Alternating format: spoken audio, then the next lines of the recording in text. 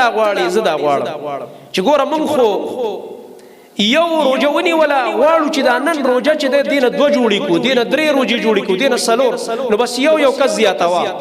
یو روجه ماته په چا وکړه ستا نن دوه روجې په عملنامه کې ولیکلی شوې د هغه د روجې اجر هم میلاو شو هغه ته خپل پوره میلاو شو الله رب العالمین غني ذات د هغه اجر هم کم نه شو خپل د روجې اجر میلاو شو خو تا چې په روجه ماته وکړو په یو مسلمان د هغه عمره اجر ستا په عملنامه کې ولیکلی شو نو نن ستا دوه روجې ولیکلی شو او که دوه کسان لږ روجه ماته ورکړو درې روجې دي شو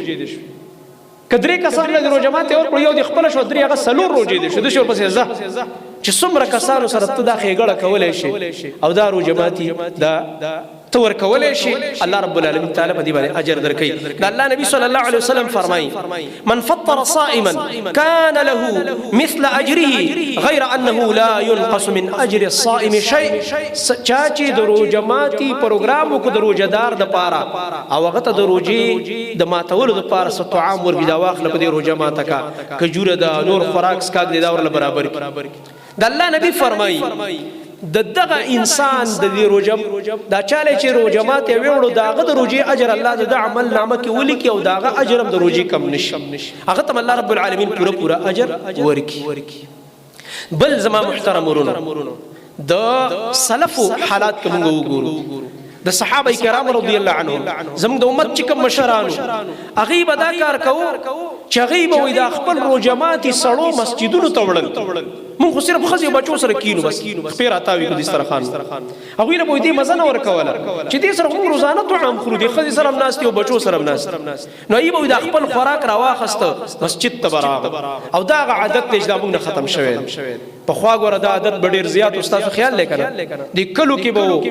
او دې بعضې علاقو کې به دا لیدلی کېده ملګري به چا به چې کور کې څه پخ کړي راوبېخسته مسجد ته به یې راوړه ټول په شریکه باندې چې کوم دی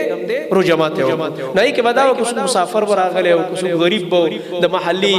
یو یتیم به اب هم پکې کېناست هغه محتاجو خلکو ته پکې موقع میلاوه شوه د ناست اوس هر سړی وي چې نه بس ما ځان له څه پخ کړي دا به زه صرف ځان له خورم د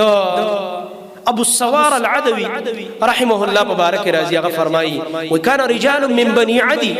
يصلون في هذا المسجد ده بنو عدي سړي مالي دلي دي جمعات کې به منس کولو من سرا وما افطر احد منهم على طعام قط وحده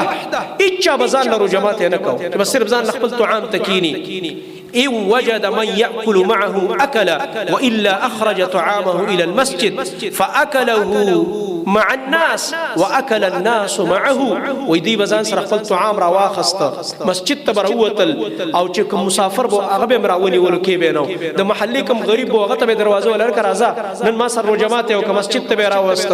نو خلق به د ځان سره طعام تکینول دی بو خپل ځان لچ د جماعت نه دا عادت دې د زموږ د امت د مشرانو عادت چې روزه ماته به ځان لنه ځان سره مرګري کېنول گاونډیان مسافر یتیمانان محتاج خلق دا به د ځان سره پر روزه ماته باندې کېنول دغه رنګه د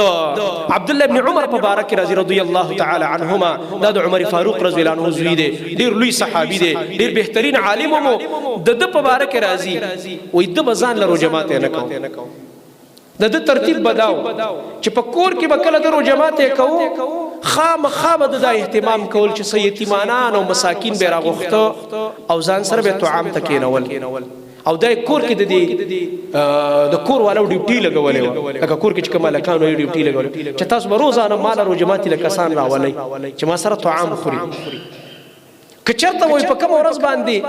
دې کې چا ناراستي وکړه د کور کسانو باندې ناراستي وکړه او دله به روزه ماته له شکر نه وستون دې به خفش چې زیب نه خورم لري کې دا طعام مزه به نه ورکول تاسو ته ما ویل دي چې مال د شکر ولای چې ما سره کینی په دې طعام باندې ما سره روزه ماته کې په افطار کې شریکېږي دا د صحابه کرام رضی الله تعالی عنهم طریقه و زما محترم ورونو